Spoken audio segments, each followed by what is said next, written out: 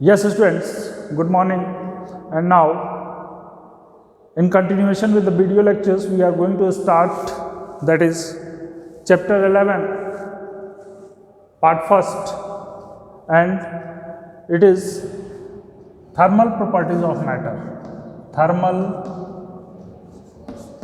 properties, thermal properties of matter. So, dear students, in this part of physics, we will discuss about the thermal physics, and the thermal physics is something which is related to heat and temperature. So, we are going to discuss about thermal physics. Thermal physics. Physics. That is the branch of physics which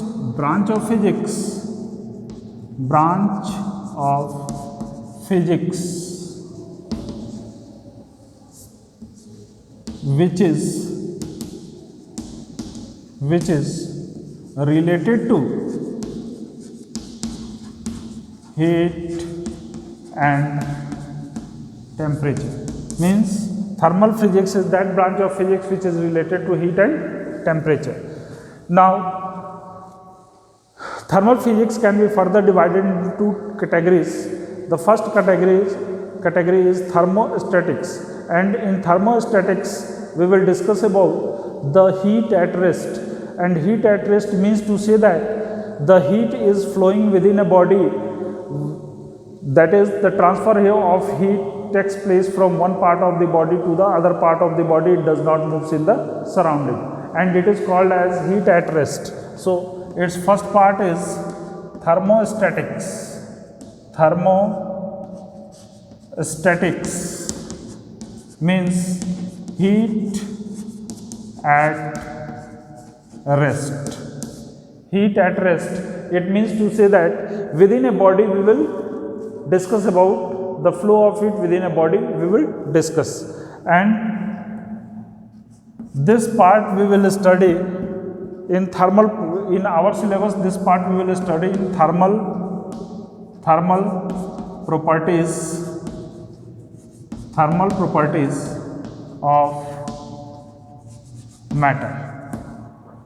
And the second part is thermodynamics.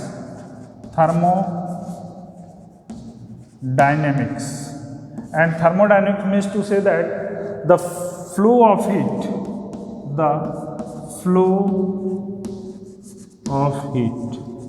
and the flow of heat means to say that this thing we will discuss in the second part of this thermal physics, that is called as thermodynamics.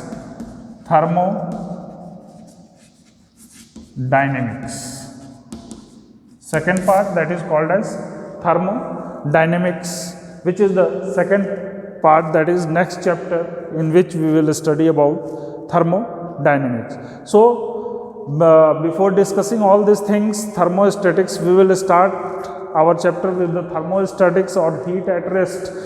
In thermodynamics, that is heat flow. Here we consider two mediums, that is one system and the other is surrounding, and heat is flowing from the system to the surrounding.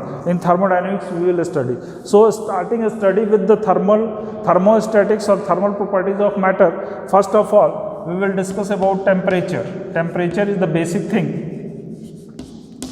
which we will discuss, and temperature is nothing. Temperature is the degree of hotness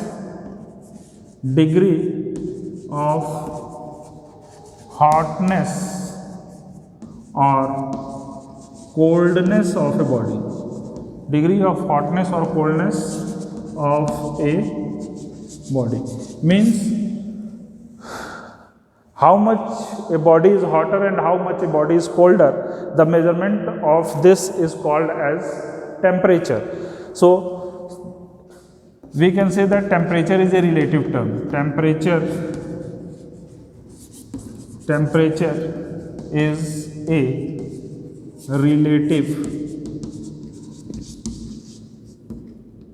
Temperature is a relative term. How temperature is a relative term? Suppose we can say that there is a body A having the temperature T1 and body B having the temperature T2. If T1 is greater than T2, if we can say that if T1 is greater than T2, if T1 is greater than T2, then we can say that body A is a hotter body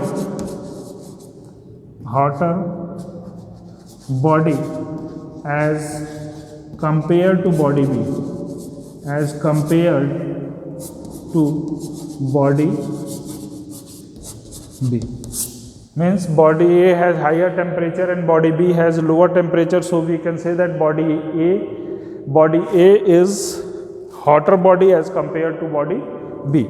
So we can justify that this thing like that. Suppose there are two person A and B having fever, and if the fever of body B is more as compared to the fever of body A, then relative to the body B, relative to body B, the body A has no fever, and relative to body A, body B has fever. So we can say that both the bodies A and B, based on the temperature difference, we can say that which body is hotter and which body is colder. So this is about the temperature. Now next discussion is heat. Second discussion is heat.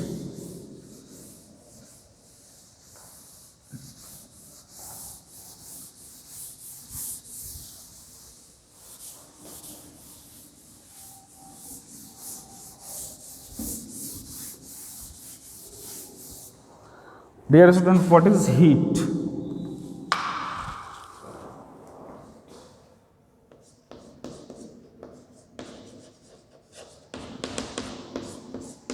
Dear students, heat is nothing. Heat is a form of energy which flows from hotter body to the colder body by the virtue of temperature difference. Heat is a form of energy which flows from hotter body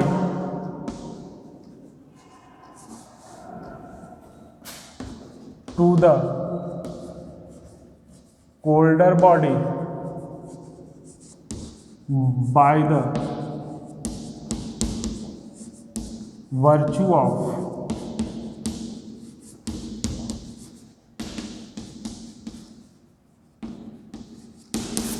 the virtue of or by the condition of temperature difference.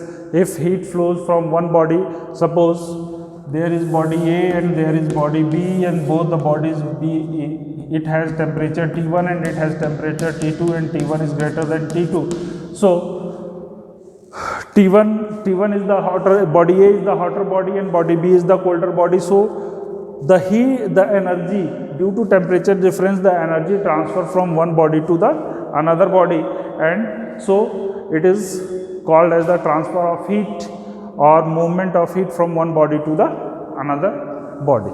So heat is a form of energy. Now heat transfer is a non-mechanical process. The process of transfer of heat is a non-mechanical process. Process of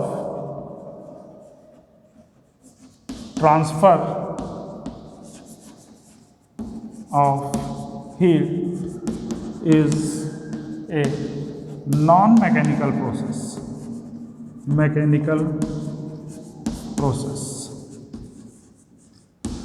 Why it is non-mechanical process?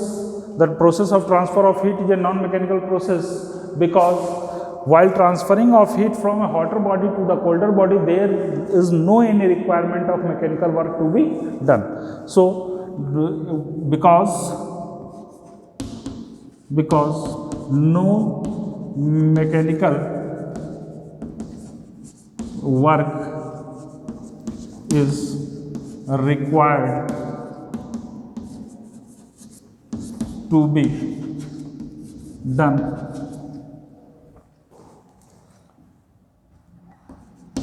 in transfer of heat from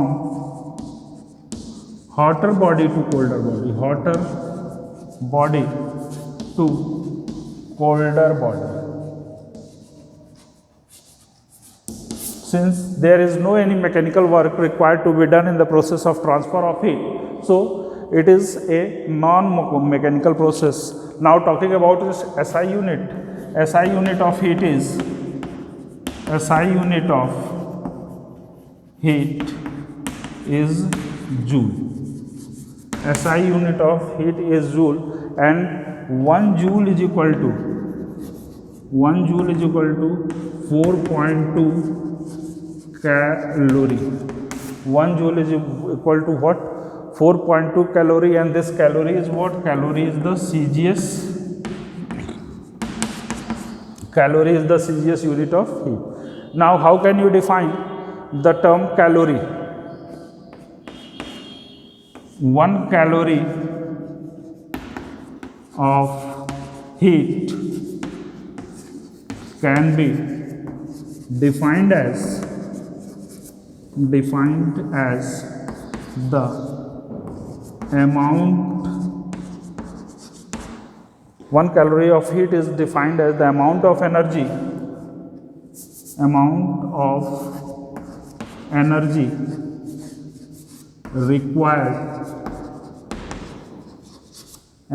energy required to raise the temperature of 1 gram of water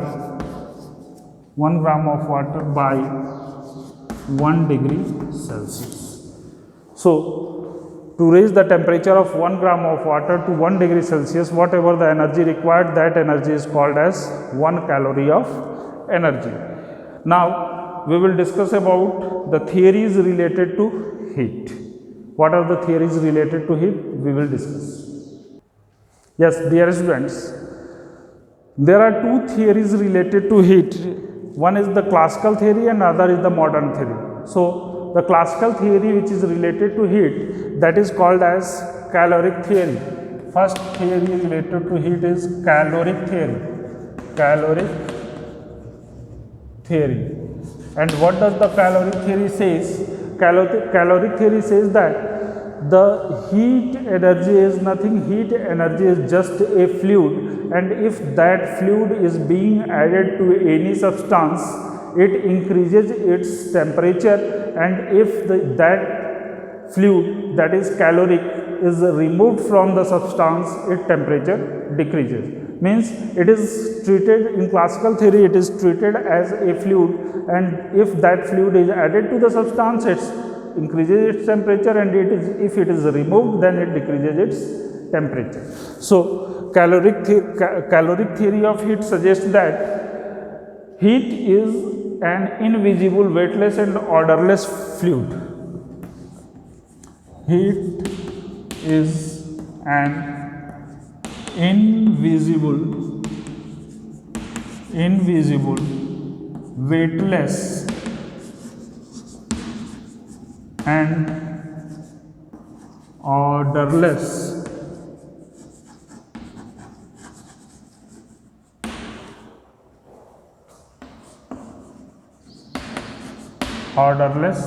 fluid.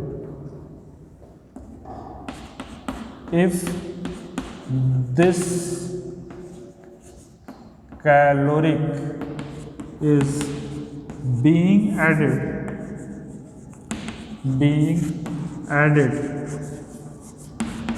to a substance,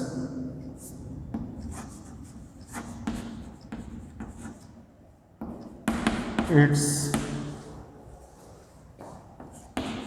temperature increases, and if it is removed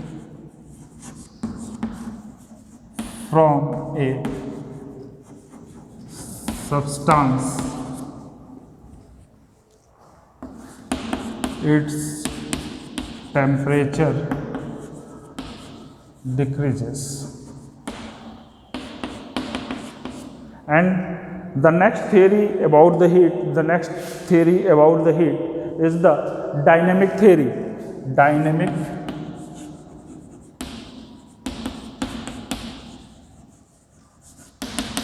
Now, what does this dynamic theory suggest? This dynamic theory suggests that each and every substance or each and every matter in this universe is made up of molecules, and the molecules of the matter is randomly moving. So, due to the random motion of the molecules of the substance, the motion produced by the molecules of the substance may be translational motion, may be rotational motion, or may be a vibratory motion.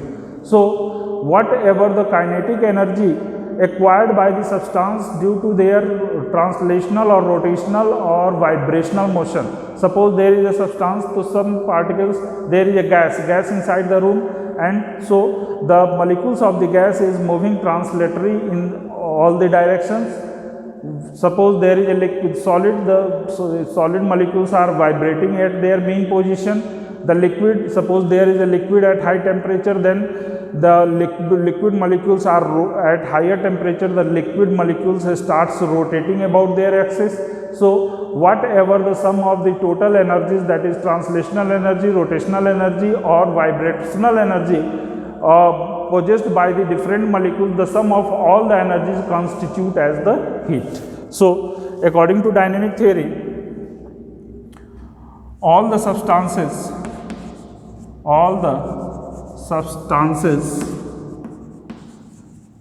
are made up of molecules, and these molecules have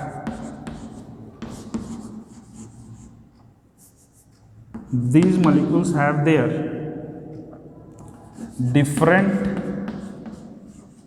different types of motion, that is translational motion. In case of gases, it is in translational motion, vibrational motion,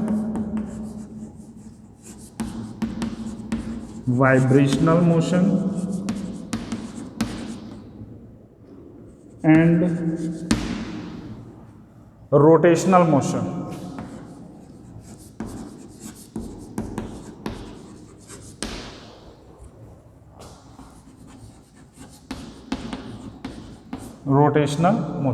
Translational motion is observed in case of gases. Vibrational motion is generally observed in case of solids and liquids. This is observed in gases. This is observed in solids and liquids. And rotational motion is observed in the substances at higher temperature. Substances at higher temperature. So, if the molecules are in motion, so sum of all the energies possessed by the substances due to these motions constitute the heat, and so it is called as the dynamic theory. So, these are the two theories.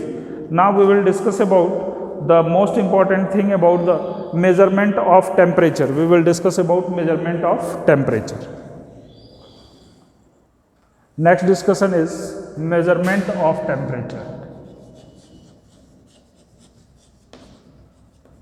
Measurement of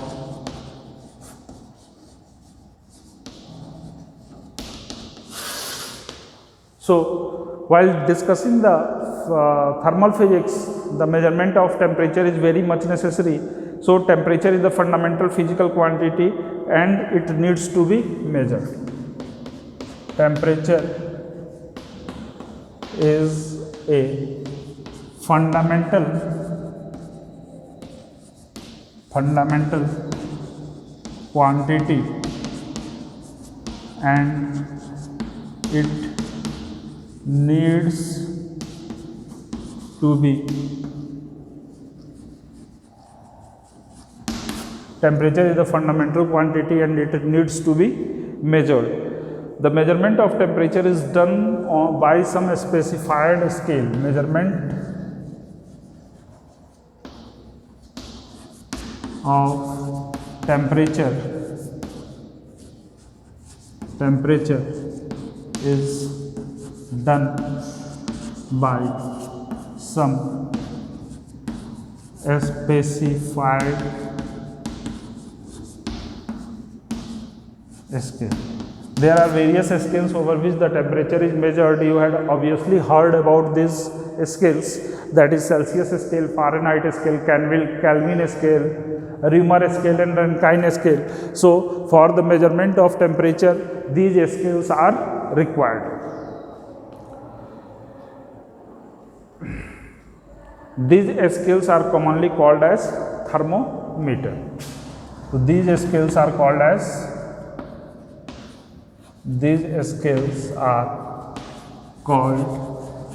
as thermometer. So whatever the scales designed for the measurement of temperature, that specified scales are called thermometer, and the thermometers are designed for different scales. Clear? So what are these scales? These scales are centigrade scale,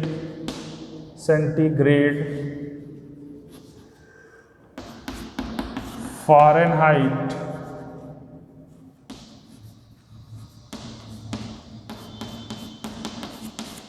Kelvin, etc. And for this, Kelvin is taken, it measures the temperature in called Kelvin. Kelvin is taken as SI unit of temperature. SI unit of temperature is what? SI unit of temperature is Kelvin. Kelvin is the SI unit of temperature. Why Kelvin is taken as a SI unit of temperature? Because it can measure the absolute zero. Because it can measure absolute zero. Since it can measure absolute zero, so Kelvin is considered as the SI unit of temperature. Now what is the basis of selecting a thermometer? Basis of selecting a thermometer means the scale which we will select for the measurement of temperature is thermometer. And what is the basis of the selection of thermometer? On what basis, on what property we select a thermometer? So the physical properties of material that changes linearly with temperature.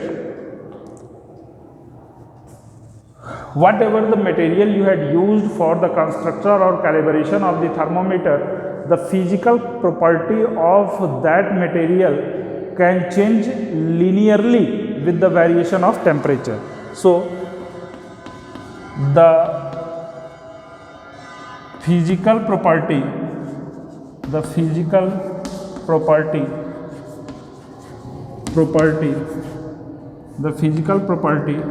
of the material